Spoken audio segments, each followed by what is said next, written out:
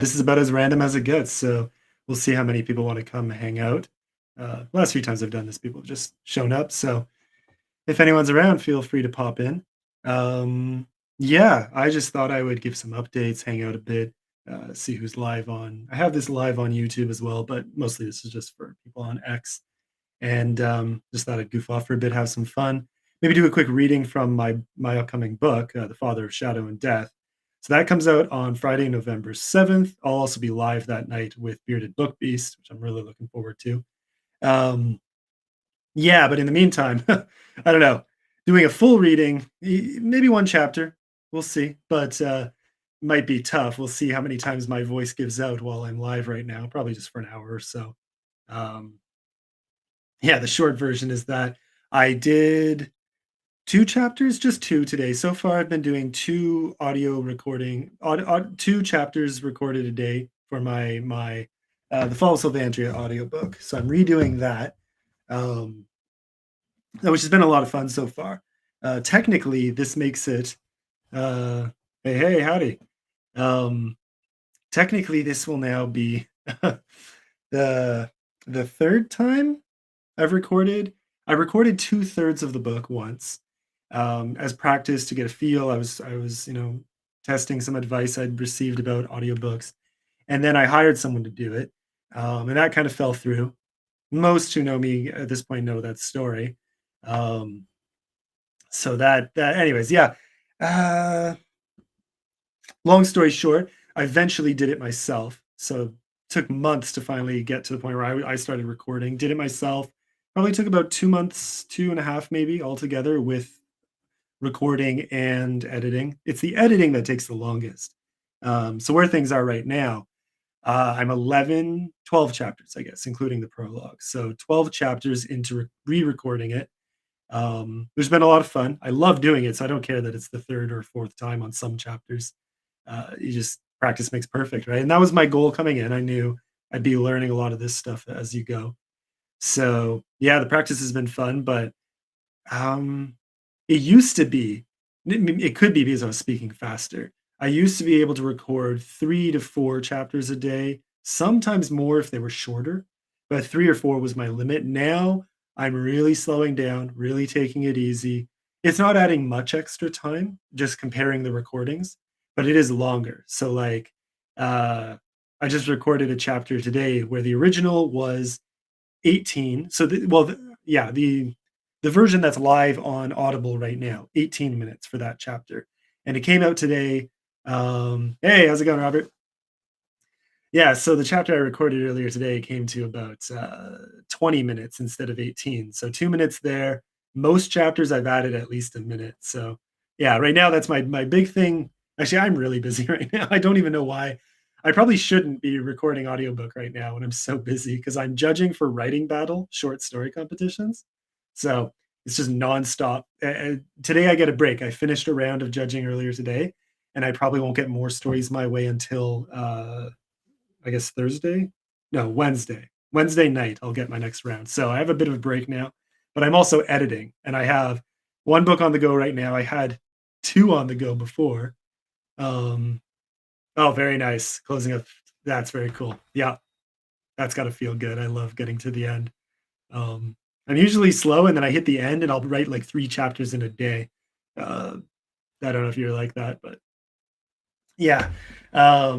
Anyways, yeah, it's just been busy because now I'm back down to just 1 editing client instead of 2. Yeah, that's gotta be a good feeling. And then I have another coming my way probably in 2 weeks.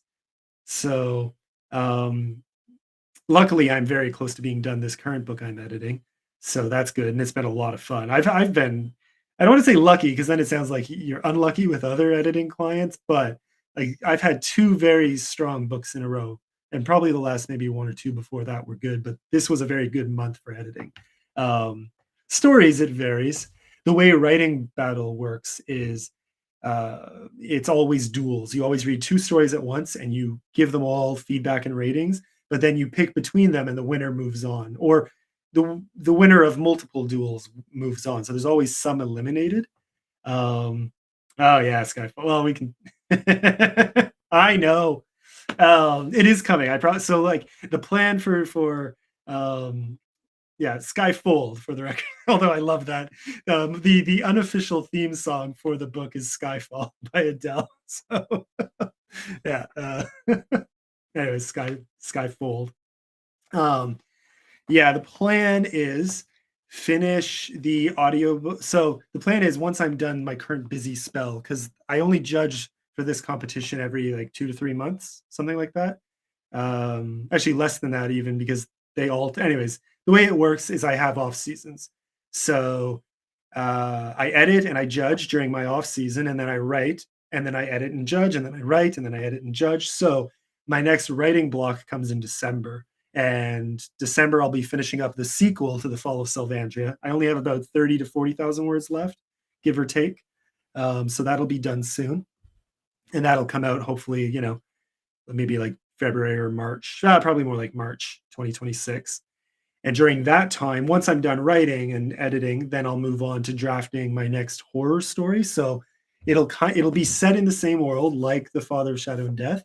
I already know where it's going to happen. I already know some of the characters. I'm already having fun with it. Um, Friendly competition for writing. We'll see. Sometimes that works for me. Sometimes it doesn't. I really can't predict my speed. It just I don't know. I don't know. We'll see. I usually Eamon from DVS, Dark Faces. Well, yeah, you're. What am I saying? Yeah, Eamon and I kind of did that back and forth when I was finishing up this. But then there was a period where I definitely like fell off, and some of that was editing, some of that was just certain chapters needed more work. But I never win those things, so we'll see. Crushing out the rest of a sci-fi novel. Oh, very cool. Okay, yeah, we'll. Yeah, so maybe we'll see. For sure, my goal is to get at least 30,000 words written in December. And that should finish the book. If I go a little into January, that's fine.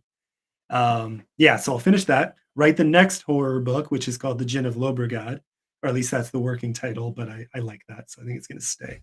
Um, yeah, I like the idea of gin, and it's in a setting that it's coastal, but also tropical to the north and then desert to the south. And I have a lot in mind for what's going to happen in there. You've got lizard people, you've got jinn, like dark spirits and wish granting and rapiers and sword fighting and some cool stuff there. But the and thieves and assassins. But it's going to be even tougher this time, straddling that line between dark fantasy and horror. So we'll see what happens there. Yeah, and once I'm done drafting that, then I promise book two, or technically book one of the series will come. Working title: The Skyfold Abyss, which is mentioned a million times in this. Kind of maybe tells you where the story's headed. Yeah, technically, I have the first chapter written. I'm probably going to completely rewrite it because my writing style has changed so much since I wrote that first chapter. I wrote that chapter before I wrote the prequel Skyfold. So it's still a very good chapter. I just think I can do more or better, uh, which is saying something because it's already a very fun chapter. But yeah, I mean, Robert, having read this, you've already been introduced to the main character of the series, and you haven't been introduced to the. There's two. It's a boy and a girl. Um, I probably can't spoil anything. Can the book be used as a ninja weapon? Which one? The Father of Shadow and Death. You can use, yeah, that's I've created weapons for all scenarios. If you want to be a knight with kind of a broadsword, you can use this chonker, and if you want ninja style skyfold, I feel like you could probably, yeah, actually this would be a very good, ninja star. Father of Shadow and Death somewhere in between. So Herman, to answer your question. Um yeah, the books in the Skyfold series I plan to be about 90,000 words. So they're going to be even a little longer than this. You know, Father Shadow and Death is a nice short little, it's 67,000 words. Short little prequel for yeah, any book can be a ninja weapon. Yeah. Short little prequel for The Fall of Sylvandria. So with any luck, that'll be ready. But anyways, yeah, Skyfold Abyss. Let's see. My plan is Gin of Lobregad will probably be out June, July. Like I'm hope if I'm really good, early summer 2026. And then the next Skyfold book, roughly, well, I guess it's October now. I'm thinking it's probably going to be fall slash early winter 2026. So November's a safe bet for it coming out at least. We'll see what happens, but that's the goal. So I guess one, three. I want to publish 3 books next year. That's the goal. Pretty easy since I have such a head start on the Fall of Sylvandra's sequel, the Light of Mazara. Um, Anyways, that one's coming along really well. I that I've never.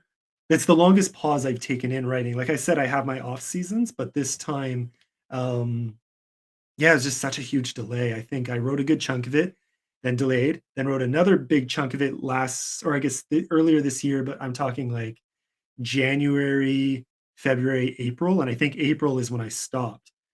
So by then I was at about 95,000 words. And I took another chunk out of it about a month ago. And then my life just blew up. Like it's been nonstop uh, editing work and competition judging, which I mean, I like those off seasons. I always come out of this kind of season better. You know, yeah, and that's the thing too. I had that more with, was it Skyfold maybe? No. Father of Shadow Death, I wrote pretty steadily. There was a bit of a pause there, but this time, yeah, I'm definitely feeling the benefit of, yeah, that's what like I do hear a lot of book twos kind of go through this. Um, so we'll see. Uh yeah, like I like where the story's going now. It has more depth than maybe it would have had if I just continued where I was, because I've had a lot of time to think about it, even though I've been writing new books, not all in the same world. Yeah. It's interesting too, because I've had to maybe take some pivots with my direction, just as an author and branding and things like that. I say branding if that sounds too markety. What I just mean is like switching to covers like the ones I'm using now.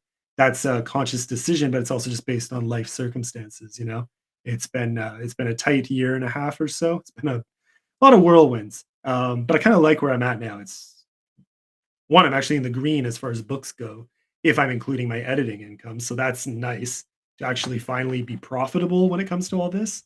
Is a very cool place to be. It'd be nice to be selling more books, but it's okay. For now, I'm just putting them out there, and each time trying to get better and better. And I would love uh, to hire. Yeah, like it's a huge plus. I would love to hire Joe again for a full cover. I think my goal right now is just keep getting more of those awesome black and white illustrations that I had him do. I already have the first one for the sequel. I want 2 more because it is another 3-part book. So that'd be nice. Get it. So hire him probably with a good chunk of the money I'm making from this competition I'm judging for. I'll be using that towards the next illustration. I have 2 in mind. They're gonna be fun.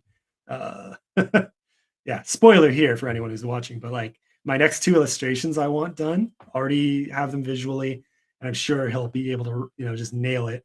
Uh, I want kind of a character swimming in like a narrow river between 2 cliffs with a giant alligator like coming at him from behind.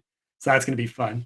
Like I'm talking giant, like very big. Like I feel, was it Lake Placid that used to have a really good cover with a giant alligator in the background? I think that's the one. Um, and then the next one, I guess I'm creating a bit of a theme here. So like the first picture for the story has giant lizards. Then I want one with a giant alligator, and then the next one is gonna have a anaconda style, like giant anaconda snake about to attack one of the other main characters, and she's gonna be holding a rapier, you know, like as it's coming at her while it's standing in the middle of a swamp. Anyways, it's gonna be fun. Um, yeah, so lots fun illustration ideas. I know what I want for an illustrated cover for the sequel, but I'm probably gonna publish it with a simpler cover first, and then get the illustration when I can afford it and have saved up. Uh, I'm so tempted to do a Kickstarter for it. I just really I'm tempted, but I'm hesitant. I would want a digital only Kickstarter, I think. Just I I am not in the mood to deal with the shipping from Canada hassle right now, and I don't think I'm big enough to justify paying for, like, Merrick Books or someone to do it for me. I'm just not there yet, which is okay. That would be cool in the future, but if I did a Kickstarter right now, I would want simple. Yeah, like, they're daunting. But the fun thing is I would at the very least be able to do yeah, it's the shipping that's a nightmare, so screw that. At least right now where I'm at, like, shipping I mean, you know, Robert, I just shipped you a freaking copy of Skyfall, and it took a month to get there, and that's, including the expense and blah, blah, blah, like, it's just oh, ugh.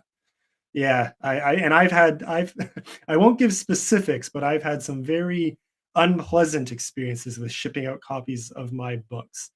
I have some horror stories where it's like, wow, just I'll leave it at that. Yeah, it's left a very bitter aftertaste in my mouth.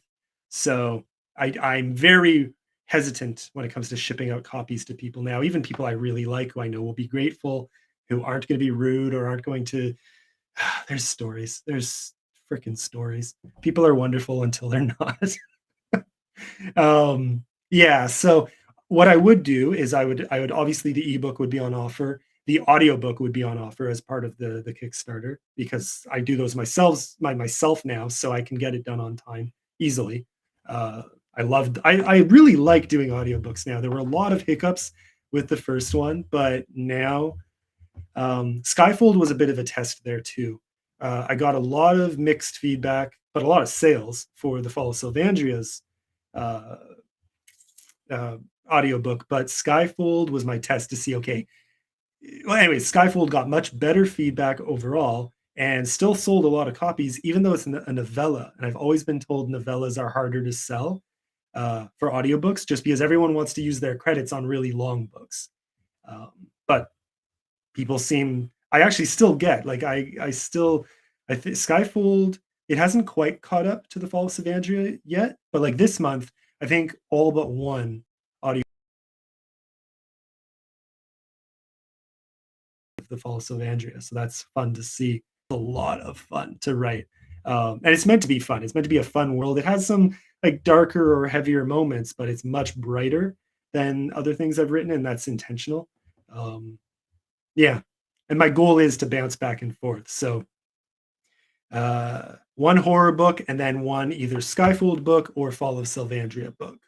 And I'll bounce back and forth going forward. So that's where things are at right now. And again, right now it's a little busier to even on what I'm producing on my own front because I'm recording a new audiobook, The Fall of Savandria updated version, and it sounds much clearer because I have a new setup. I have, a protective box with soundproofing foam around the mic itself instead of just software and the voice shield and things. Like now it comes out so much clearer and I'm also reading much slower and anyways, I think people are going to be happy with the quality. Um, yeah, so we'll see. Anyway, so I'm recording that, but then I've also already recorded, the Father of Shadow and Death. I just need to finish editing the dang thing. I'm 4 chapters done editing, 5 to go. Uh, but that's longer than it sounds because some of those chapters are long, just because all the chapters are broken into scenes. So, like, I think I said this before when I had Matt on. I've said this elsewhere, but like, uh, average chapter length is probably about 6,000 words, but there are 3 chapters that are 8,000 words, and there's one chapter, the last one, that is 12,000 words. I've never written a chapter that long, but it works. It's very coherent. It works together, and it's broken into scenes, so it's very bite sized. But it's just the way I wanted to organize this story was very intentional, and I've been told it works, and I think it does. But it just means that recording that chapter, I think it came out to about an hour and a half. So, which is a lot for a single chapter. It's just below. There's a cutoff on ACX if you upload there. Like you can't submit something over 2 hours. You have to split it. So I'm glad it didn't go over, or I would have been. I wouldn't have wanted to split this chapter or to name the scenes because you'd have to name each sub chapter. Just gets tacky. So it worked out, and I kind of had faith it would be under the limit because I've recorded before, so I knew how long it would take. Um, yeah, exactly. Pacing is unique for every book. So, anyways, all that to say, uh, yeah. So I need to finish editing that and just carving out the time. Part of it is probably just, if I'm being honest, procrastinating, because I can do it. It's easy to do at this point. It's something I like doing and it's fun to do and I'm good at it after having done it so many times now. But it's just draining enough. It's fun, but draining, if that makes sense. So it's a like by the end, you're like, oh, I can't like I just want to be done this stupid chapter, you know? And it varies by chapter too. Some chapters require more editing, even per minute. So sometimes, 5 minutes of audio will take 20 minutes to edit. Sometimes it'll take an hour. It's rarely been that bad, but I've had like I think I had one. No, it would have been longer. It was for Skyfold, and Skyfold chapters were average, so it was probably like a 15 to 20-minute chapter. Excuse me. And one time, one of those took me 3 hours to edit. Can't quite explain why. It's just the way it did. Like there was probably more clicking sounds, maybe. Um, if my mouth was either too dry or too wet. Uh, what else could have caused? I'm trying to think of why I would have needed that much time to edit.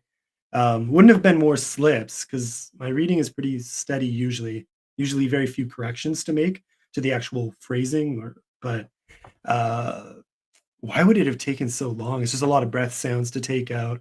Um, you know, yeah, clicking sounds.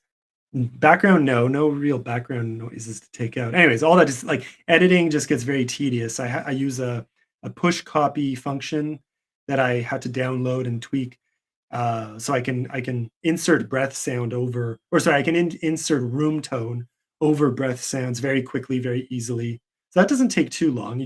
You find the pauses in the track, you insert room tone, gets rid of any background noise or any breath sounds you make. Clicks are very easy to identify visually with Audacity and just what shows up on this. Like, I don't know. Again, like I find it easy at this point. It's just it takes time. Um, yeah. Anyways, I have one new plugin this time that's meant to help with that, but based on editing the first four chapters, it only helps so much. So you still have to do a lot of this manually, even with plugins and better software. Which is okay. Again, I like doing it. It's just it is draining. Like mentally, you're just doing the same thing over and over. It's kind of a fun excuse to listen to your own story again, but because you're listening to it bit by bit by bit, you're pausing constantly and then going back and re-listening and making the tweaks. Like it's fun but repetitive. So yeah, it ends up becoming a drain on your mind. By the end, you're just ready to sleep, no matter how much coffee you have. So, actually, speaking of which, I need coffee. Uh, yeah, so that's where things are at with that. Again, I'm 4 out of 5 chapters done, but the bulk of the story is in those. Sorry, 4 out of 9 chapters done, but the bulk of the story is in those back five for sure. So, yeah, if I had the time, it would take me a solid 1 to 2 weeks to edit it, to finish editing, probably maybe less. One or two of those chapters I could probably do in 2 to 3 hours, but then the others probably require 5 or 6 or maybe more hours of editing. So that's if I have a day off, I can do that. Although doing that in one shot would be tough. For the most part, probably going to need 2 to 3 days per chapter. So 2 weeks, 2 to 3 weeks of steady work, I could get it done. Just right now, like to put it in perspective, the amount of reading I do right now, just for story judging, the stories average, or the limit is 1,000 words, but almost all of them are on the dot 1,000 words.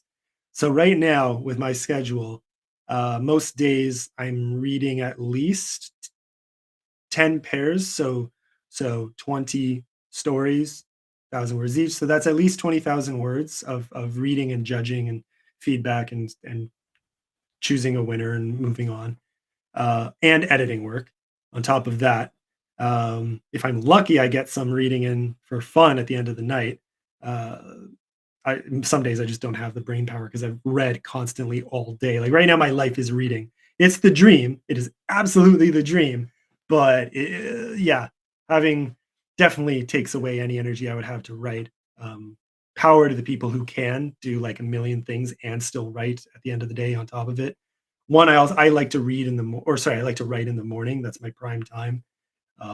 But just with the schedule I'm on right now. If I write, then I don't have the brain power it takes me to edit. That's the problem.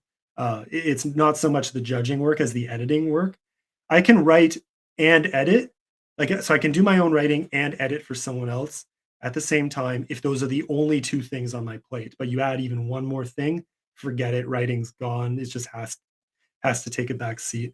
Because it's kind of the same mental muscle for me at least, writing as editing, especially if it's a manuscript that needs more work, because then you are kind of using your writing brain power or whatever parts of the brain you use to do that to kind of help rewrite even just in comments. It's like, oh, okay, I see what you're trying to say here. How about this? Or okay, this doesn't quite work, and here's why. Here's the grammar rule that it breaks, and here's why that creates ambiguity. It's not just about rules; it's about clarity. It's about, are you getting the message across you're trying to, or are you going to confuse the reader? So, or are they going to stumble? Is it going to ruin the rhythm?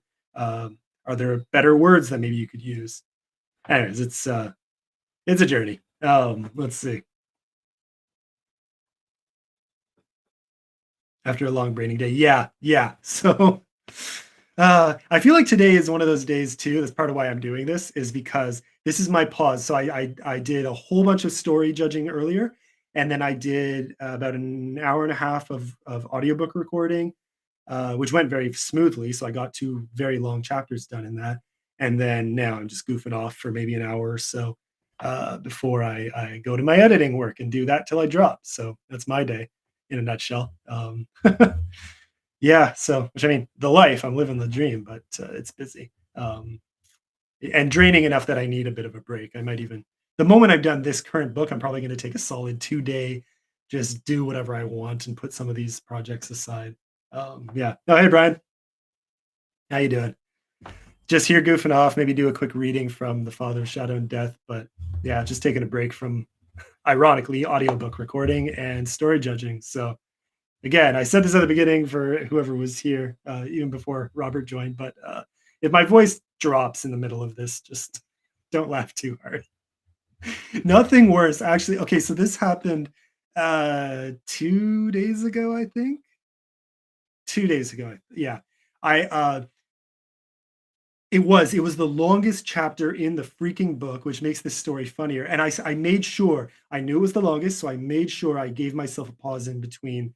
I found a good spot uh, where like I was there were character voices, which are a perfect spot to pause. Because if you take a drink, a sip of coffee or water, and then go back to reading, if you switch from narration to character voice, it's not as jarring. Uh, Whereas if you're doing just narrative text and you pause, take a drink, and then start reading again, the difference in voice sounds enough that listening to it on audiobook sounds annoying. Like it just, I don't like that when I hear it when I'm listening to audiobooks, so I try to minimize it. So anyway, so I took a lot of those breaks strategically to keep my voice, yeah, I'm going to, Brian. But this was 2 days ago. I tried so hard to protect my voice, but again, it was the longest chapter in the book, and 30 seconds from being done, my voice gave out. Now I was lucky. I managed to salvage it, and I did manage to finish it. And I listened back. It doesn't sound bad. I found a spot where I could kind of do what I just said and make a smooth transition. So even though my voice did kind of change, you don't notice it as much. But I was so mad, like, oh, to lose your voice 30, like, so the recording was probably about 20, actually, I know for a fact it was about 27 minutes.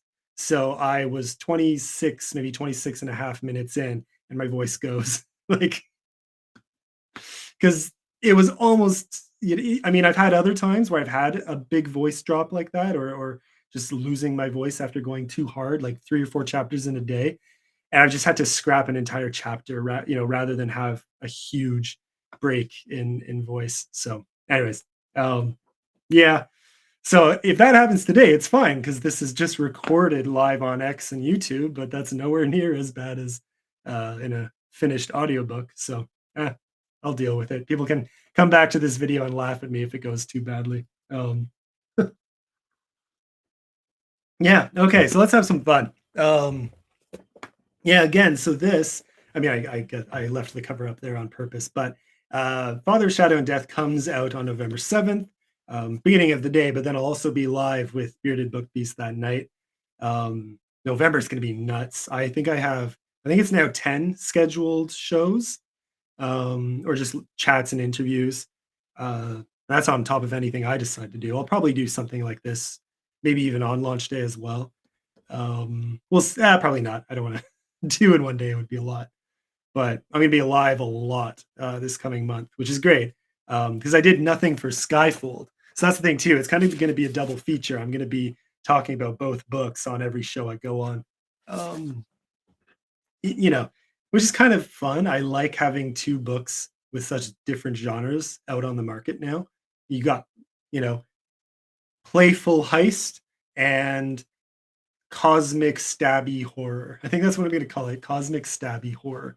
Is you got supernatural horror and kind of slasher vibes at the same time. Uh, Dancing between those two genres of horror was fun. There's a smooth transition between them, but they're both present throughout. So that was kind of the idea when I wrote this.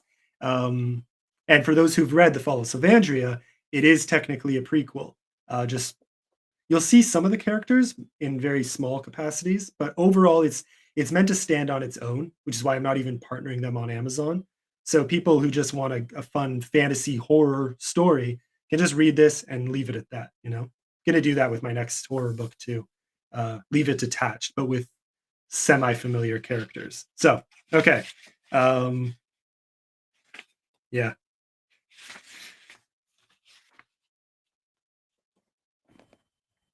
That one will next fall.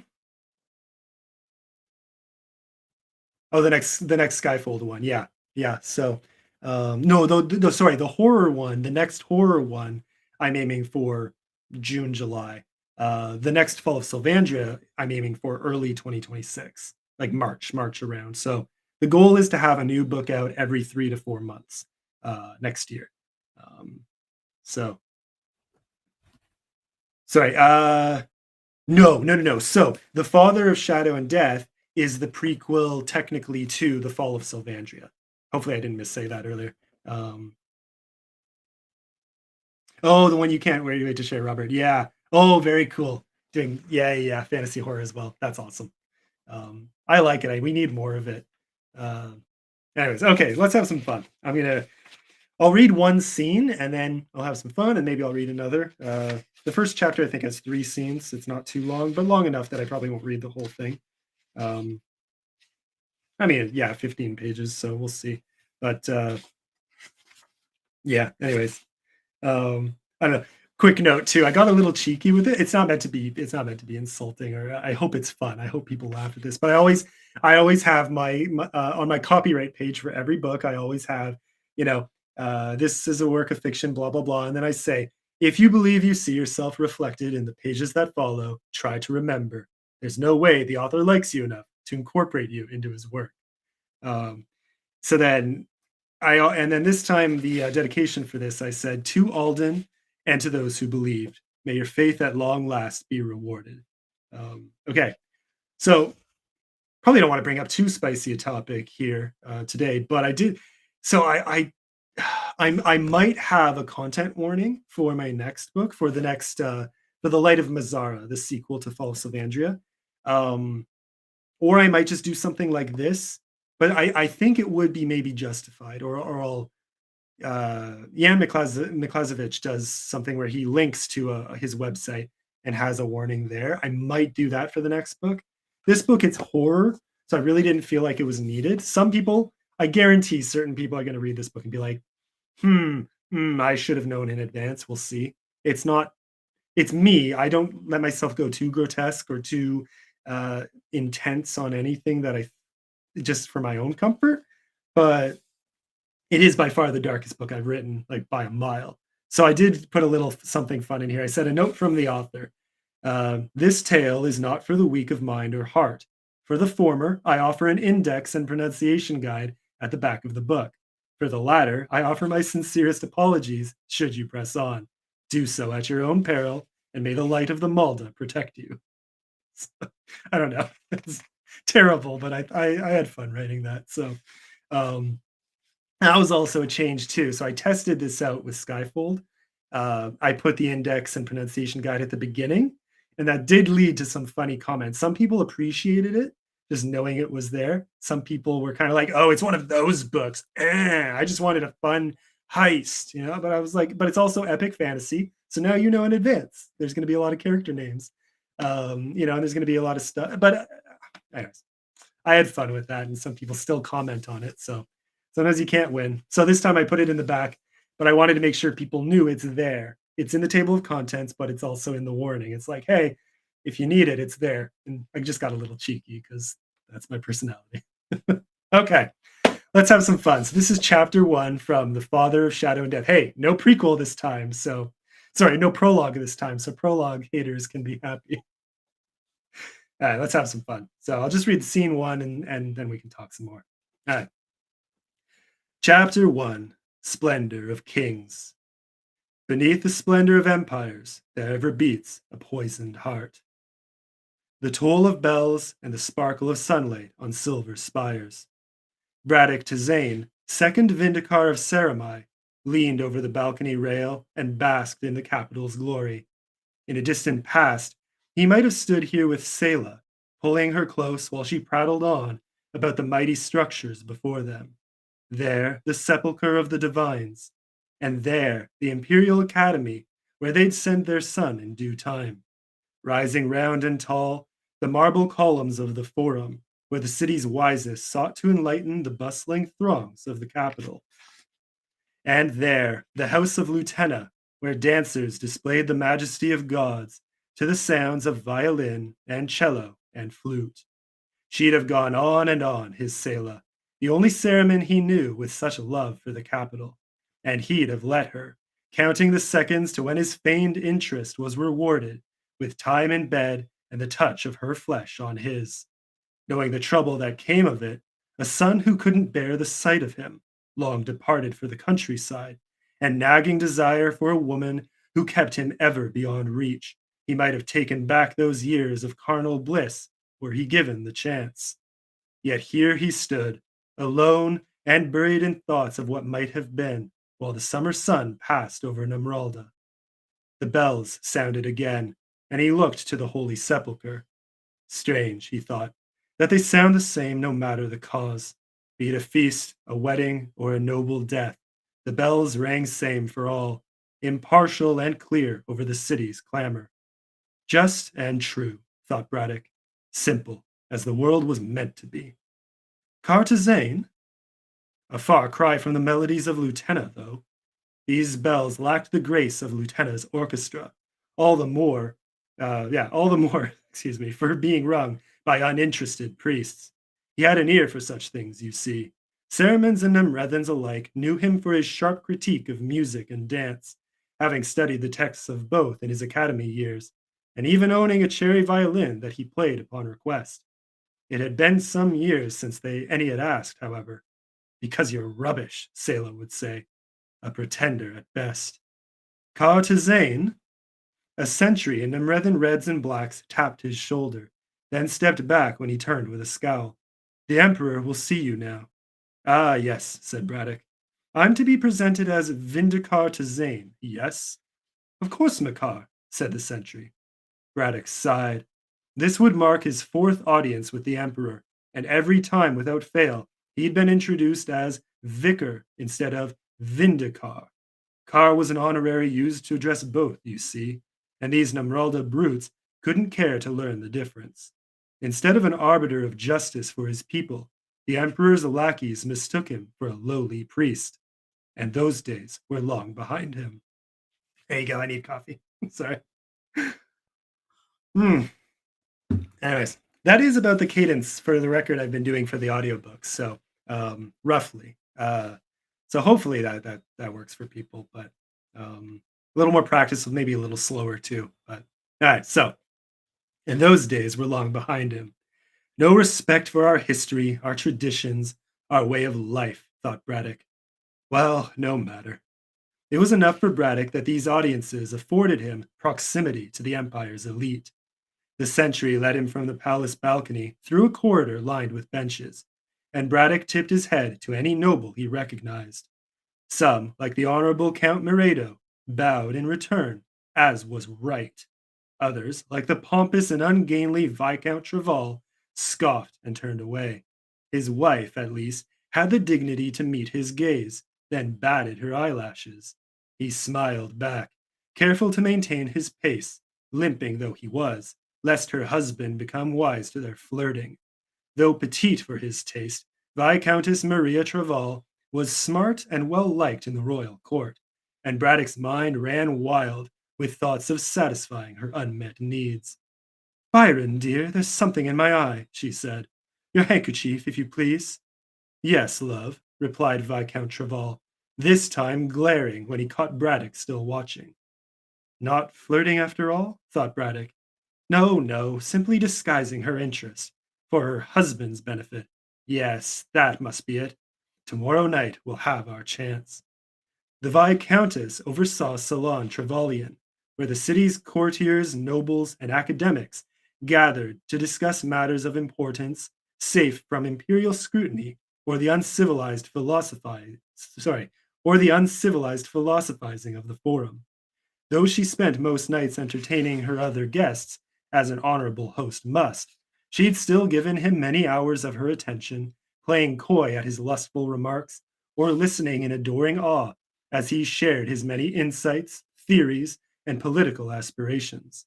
They'd played this game long enough, danced in circles as one must, when one or both parties are confined in marriage, and tomorrow he'd make his move. When the salon doors closed at midnight, he'd be there, lingering and ready. Were Selah present, she'd mock him for thinking every woman alive craved his touch. Jealous she'd always been, and vindictive when she caught him flirting one too many times. Well, free at last as he now was, he could do what he wanted. You may enter, said the sentry. The man had returned to his post beside enormous doors, richly ornamented with gold filigree. Too busy, Braddock always thought of the style, preferring the fine marbles of the imperial forum or the stained glass and gleaming silver of the great sepulchre. There was such a thing as excessive opulence, and something to be said for elegance kept simple and pure. Perhaps he'd say as much to the emperor, if their conversation allowed it. The doors opened inward, and out from the royal chamber passed three foreigners, the likes of which Braddock had never seen.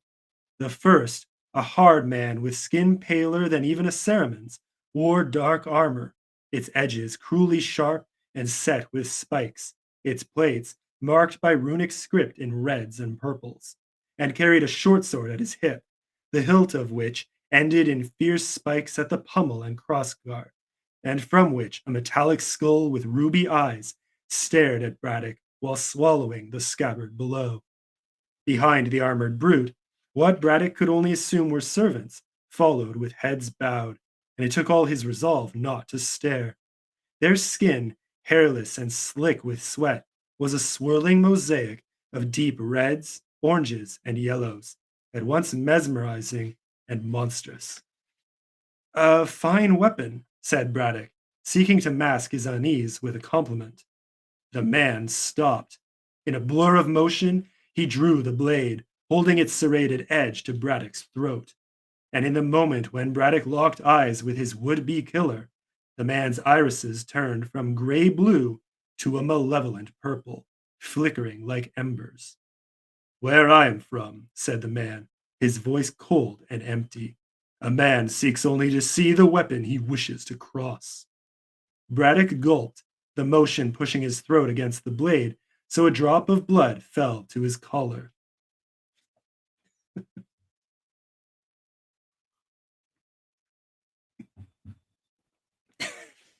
For the record, no, I say dagger now, so screw off, Brian.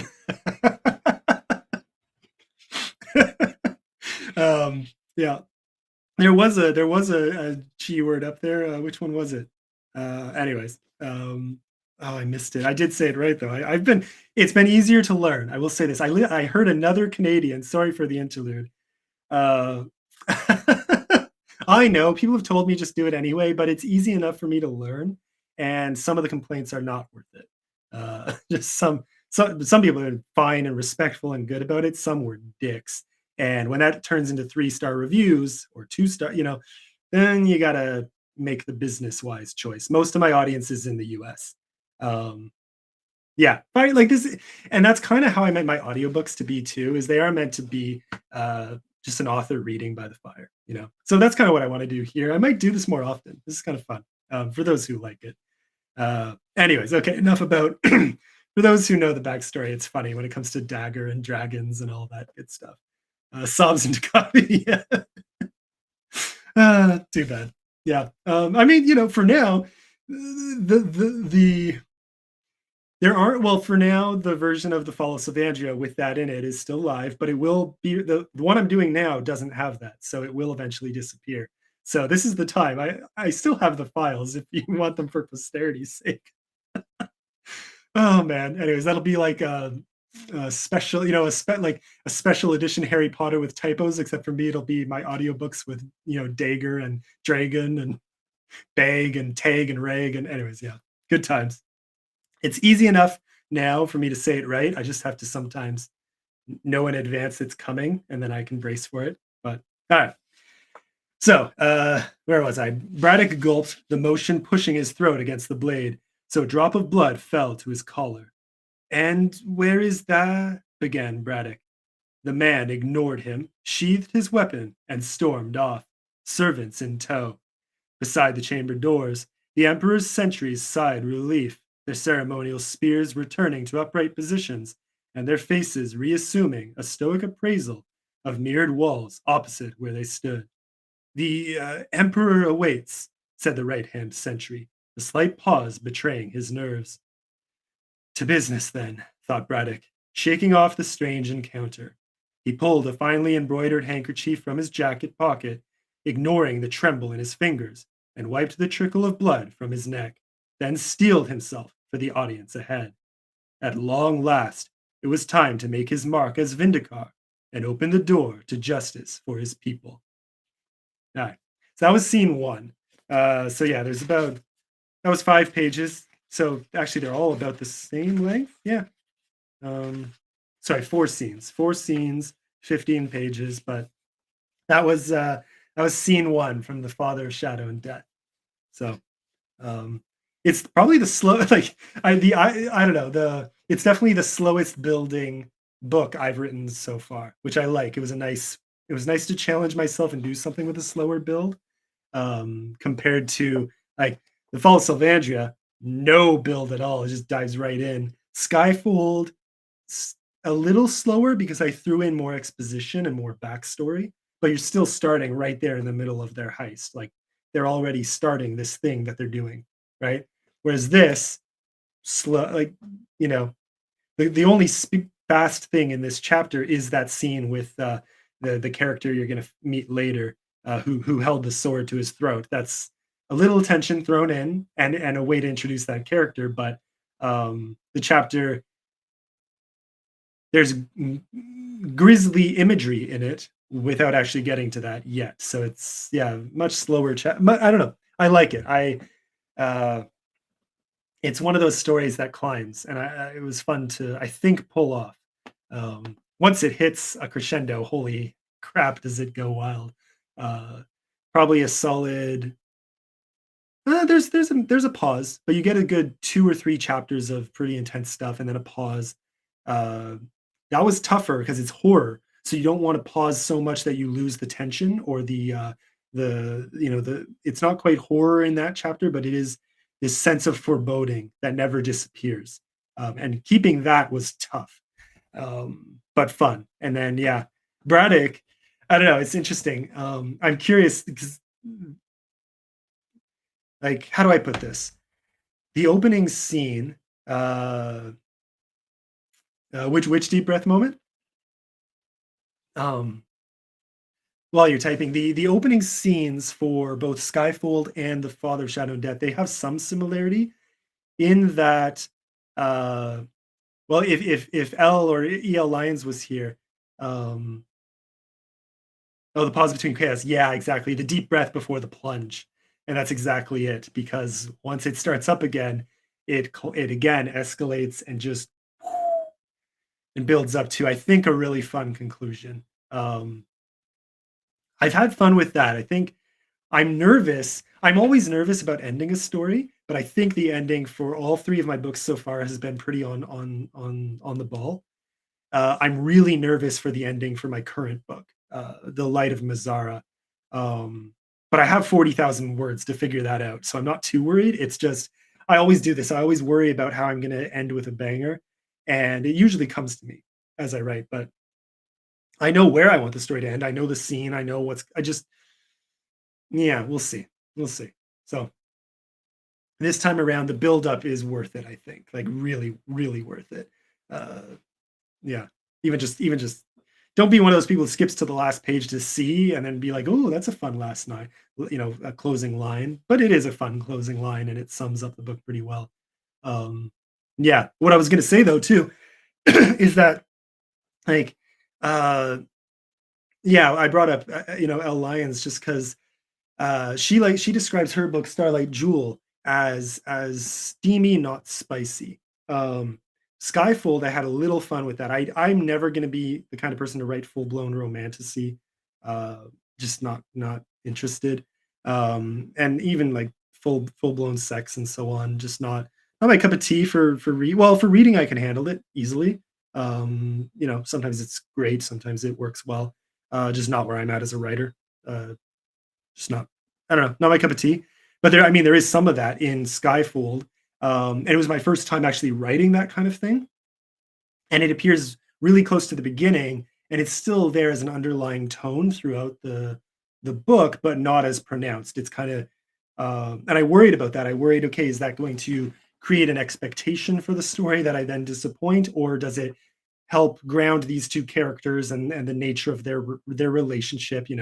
Uh, playful, intense, lustful, and it defines the sporadicness and the recklessness too of what they're doing. It was very intentional. So that was in Skyfold. I had a very clear idea of the character for both of them. Riven and Cabot. I was going to say Braddock. That was actually tough. Those two names were. I had. I never. I was good. I didn't accidentally type Cabot instead of Braddock in the Father Shadow and Death, but I was like, ooh, those are just close enough that I better be careful. So I always run searches while editing to make sure I don't make those kinds of mistakes. I was editing for another author recently, and they did use a character name from a previous book accidentally in like two or three spots for the main characters in this book I was editing. And I had read both books, so I knew where it was coming from. I was like, oh, quick correction. Um, yeah, those little errors that as an author it's so easy to make because you live in these worlds, right? And you live in the heads of these characters. So um, yeah. Anyways, all that to say, Father Shadow and Death definitely qualifies as the same, steamy, not spicy. Like it's all closed doors scenes. But that's kind of the fun. Like, well, I say fun. Uh, Jan Mikozovic, who read the book too, he laughed about how much I beat this character up. So Brace, like Braddock, goes through a rough time. Like this story goes from bad to worse for this guy, and it's really fun. I really enjoyed writing it. I think people will enjoy reading it. But that also makes it fun to have a little uh, what's the word, honesty with his character. Like he's a very broken guy, and I wanted that. He's a very broken character. He's had a interesting life, some good, some bad, some stupid decisions, some good. Like it's very mixed. And what that looks like in his character now is, yeah, he's a divorced or separated, like single father, um, estranged father. So his son is distant, doesn't talk to him, and he's failed at almost everything he's ever tried, with some exceptions, and that gets fun. His backstory comes out, but like he's a very quirky character, which was very fun to write. And that includes like his lustfulness and his arrogance. You know, he thinks so highly of himself, but and he always assumes it's returned that people think highly of him too, and then kind of his illusions get shattered, but he's so delusional that sometimes it comes right back. He bounces back very easily from that kind of thing, um, which was inspired by some people I've known and some things I've experienced, and it was fun. I had a very clear idea of how I wanted this character to turn out. So you get a taste of it with that first excerpt, that first scene. Um, was I tried to make it a lot of character building and backstory in very little space without being overwhelming. Hopefully that came across. Hopefully it wasn't too much exposition for an opening. Um, you know, you got some action in there. You got some hints of playful lust or romance in there. You got anyways. So it was a fun opening scene to write. So yeah, that's I think I'll leave it at that. If I do any more, I won't be able to record tomorrow. Just talking casually is fine, but audiobook reading takes a certain different or just reading I feel like strains my voice a little more than just talking normally. um yeah, because I do want to try and record two more chapters tomorrow. We'll see. Anyways, yeah, that was most of the plan for today. That was just hanging out a bit. So thanks guys for hopping in. This was a lot of fun. um yeah. Yeah, feel free to check out the story. Obviously, it's on pre-order. I mean, arcs are still available, and there's no time limit. It comes out in 2 weeks, so that might be a little rushed for your schedules, but it's available for those who want it. It's 236 pages. So reach out on X, anyone listening, if you want an arc. Those are still available till it comes out. Really, I don't mind. Um, no, yeah, pre-orders are always helpful. Less helpful than they used to be. Side rant. Amazon is kind of I don't know. I don't yeah, pre-orders don't mean as much now as they used to. Is that just me? I'm curious if anyone else feels the same way when it comes to Amazon pre-orders. Because it used to be that let's say 20 people bought your book while it was on pre-order. On the day you launched, all 20 of those purchases impacted the rating right away. So it was as if 20 people had bought your book in one day. So you jumped up the ratings when you launched, which meant your book got more visibility on a launch day. Um, oh yeah, at 28. Yeah. So that's the thing I mean that's awesome. That's really great. But yeah, the complaint for me is that it used to give you a boost in ratings off the bat. Um, and so there was incentive as an author, there was extra incentive as an author to get as many as possible because then your launch went even better because it would put your book in front of more people because the ratings were so high. Uh, yeah, exactly. So now it's as if they've ordered the book like they would normally. So the rating appears right away under your book, um, which means if you get one a day, it stays pretty low. If you get one the next day, still pretty low. One the next day, still pretty low. So it does nothing other than give a little extra money to you on the day it launches. And the people who are ordering it don't even get the book until later. So there's not much incentive for them to pre order it because they could just order it on the day you launch anyway. And it doesn't help you at all. So you can't like, because I think some people pre order to help, that's kind of part of the exchange that like what I don't know, I don't get the incentives anymore. What for an author, I'm like, I don't care if everyone orders on the launch day. I'd rather at this point, I if it's going to be sporadic pre-orders versus 100, launch day sales, I would rather the 100 launch day sales by far. Like I don't care about my pre-order numbers anymore. Uh, and I tested that with Skyfold. Like it didn't even matter. It helped a little bit, but nowhere near as much. When the Fall of Sylvandria came out, those pre-orders made a huge difference. It gave it a massive boost, and then I had tons of launch purchases. Like yeah, like it doesn't do anything now. That's exactly it. So that was a really stupid change on their part. Well, I say stupid, but it could have been intentional. Um, it does hinder people like us, indies. Like I think indies face the most dramatic consequence of that decision on their part. Like unless you manage, So yeah, you're kind of I don't know. There's no incentive to me to really other than ego, you know, and I don't mean that in a bad way. I just mean like other than boosting our own egos with the number of pre-orders we have before the day, it makes no difference than if we had had those orders after the launch. Um, and because and it's easier to sell in my experience, it's much easier to sell a book when it's live than it is when it's on pre-order. So you're getting slower orders coming in, which isn't as good for ratings. Um, I was just debating whether to do pre-order for the next one. Yeah, like I do it by default. Um, I didn't. Yeah, you didn't know I don't know. I'm genuinely thinking I would be interested if someone didn't do it, how much of a difference it makes. Um, yeah, this time I did a pre-order again. Uh, but yeah, like, are there really any incentives?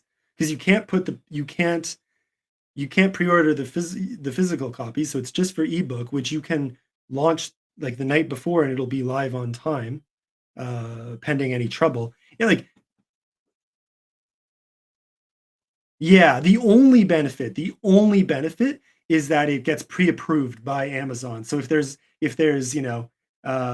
yeah, exactly, it hurts your launch day. It genuinely does at this point. Um, so I'm thinking the only benefit is that it means your book is pre-approved by Amazon. So there's no risk of them saying, "Oh, you need to fix this," and you having to scramble and the book not being live on the day you said it would be live. That's the only benefit, which kind of sucks. Like, yeah, because I've never had something rejected once I've submitted it. So, if you've already launched books in the past with them and you're safe, everything meets the guidelines, everything is with, sized properly. Uh, you don't even have to worry about that for an ebook. So it's literally just, is your EPUB file correct? I don't know. Uh, you can submit it the night before and you're good to go and you will get approved. So there's nothing, I don't know. Like it's That's the only reason. The only thing I can think of to justify doing pre-orders now is just making sure that it's approved in advance. Um, I'd be interested if anyone like I might even maybe I'll post a question about it on X at some point. Um, yeah, exactly. Like so, yeah, I might test this out maybe with uh, yeah, that could be fun. Because you know what the other thing too is what I've been doing. Here's the other thing that hurts the launch too is that it always hurts to ask for two separate things from people instead of one. You know, make your ask just one thing when you're doing marketing of any kind. So that applies to books too. So if you're offering ARC copies on the same day or even within the same week or even within the same post as you're asking people to pre-order, now they have two things in front of them. Well, do you want me to pre-order or do you want me to do an ARC review? And now so you've muddled your message, which I mean I've literally done that on this video and in my posts, like because it's just in terms of timing, I always offer my ARCs with my pre-order post. I'm like, hey, or the cover reveal more accurately. I make the pre-order go live on the day of my cover reveals, and I offer my ARCs on that day. Um, so I have like three things going on at once. If I could, now that there's no incentive to do pre-orders, I might just do cover reveal and ARCs and no pre-order and just, pray that things get approved on the launch day. Um, which is kind of okay because I would still schedule my physical copy releases, right? Which aren't a pre-order, but scheduling does have advantages for the paperback and the hardcover. So I think that just still makes a lot of sense. On Amazon, I'm talking at least on KDP. If you schedule your physical releases, everything is approved in advance, and you can order author copies. They didn't used to let you do this, but they changed this sometime last year, I think. But now you can offer your author copies without the stupid, for not for resale banner. You can order author copies even before the book comes out because if it's scheduled, which counts as publishing it. So the one thing you don't want to do, and I know this now from experience, you don't want to schedule and then uh, you can still make some changes, but like what was the change I had to make? The paper style. this was a stupid mistake, but it almost cost me my cover reveal. I accidentally put the paper style to white instead of cream, and I wanted cream, and they wouldn't let me change that because I'd already scheduled it. So I only did this for the paperback, I think. The hardcover was cream. Um, so once it's locked, you can't order.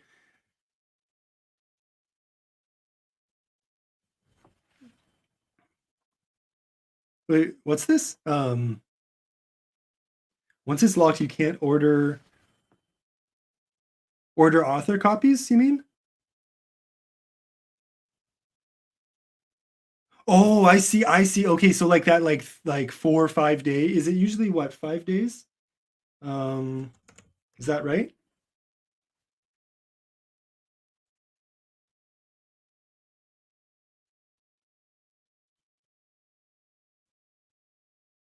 Trying to see what the date is. Uh, Yes, okay, yeah, so we're talking about the same thing. Yeah, yeah.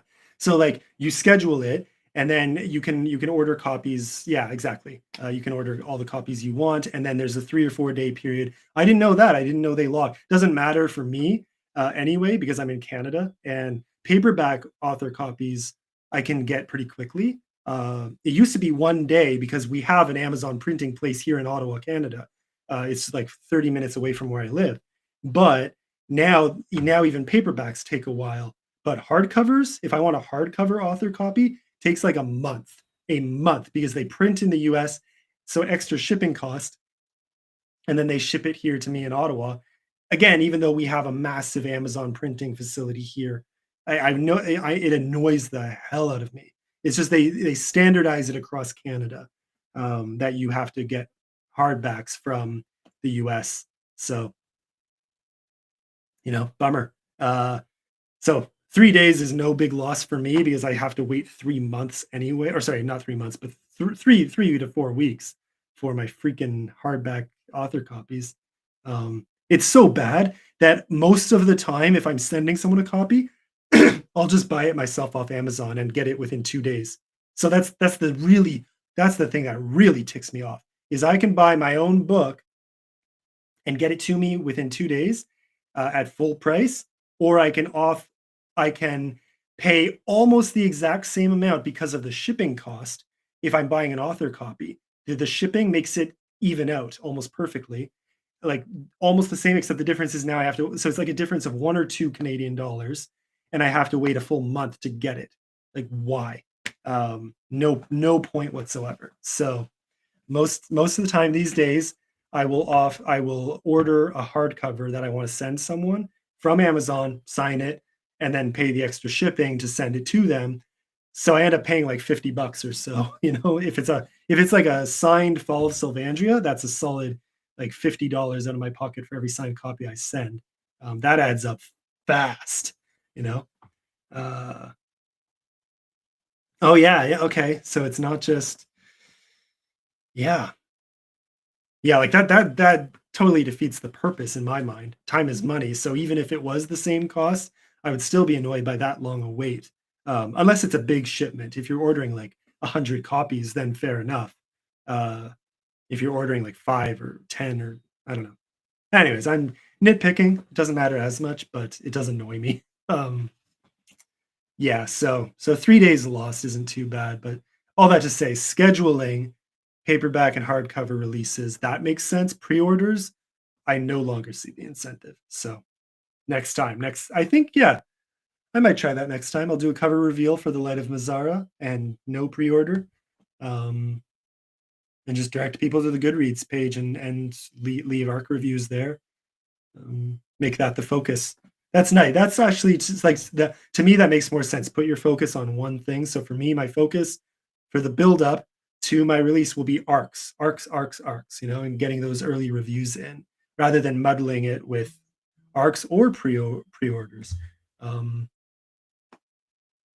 yeah, I don't know. Anyways, that's yeah, that's it for me today. Okay, now that I've procrastinated for a solid hour and a half, um, do you have Oh, never mind. We found an incentive. That's it. That's the reason. Yes. 'Cause I'm guessing that scheduling the release, uh yeah, it's more the ASIN than the ISBN, but you're absolutely right. That's it. You know what? Forget everything I've been saying. The number one reason to still do pre-orders is that it gets your book on Goodreads in advance of the launch. Otherwise, your ARC readers have nowhere to review until the launch day. So, yeah, never mind. Everything taken back. That's the incentive. It still ticks me off about the ratings thing, but yeah, yeah, you know what? That right there. That right there. I feel like I've even thought this through, and that was the reason I still did it for the Father of Shadow and Death, but still ticks me off. Anyways, yeah. Yeah. So yeah. I wish anyways, dang it, laugh out. Yeah, like that's the only just like that's the only reason now to do pre-orders. Um is to get your book up early on Goodreads, but it means that your ratings suffer and your launch day suffers. So, like, what a trap! What a dick move by Amazon. Um, like sometimes people complain and they're like, "Oh, Amazon is so bad to indie authors and Audible is so bad to indies," and sometimes it feels trumped up. And then I see things like this, and I'm like, "Oh no, they're dicks. Yeah, this sucks. This feels like a massive punch in the face as an indie." So I don't know. What can you do? But yeah. Dang it. Dang it. I was actually genuinely on like ready to just not do another pre-order, but you're right.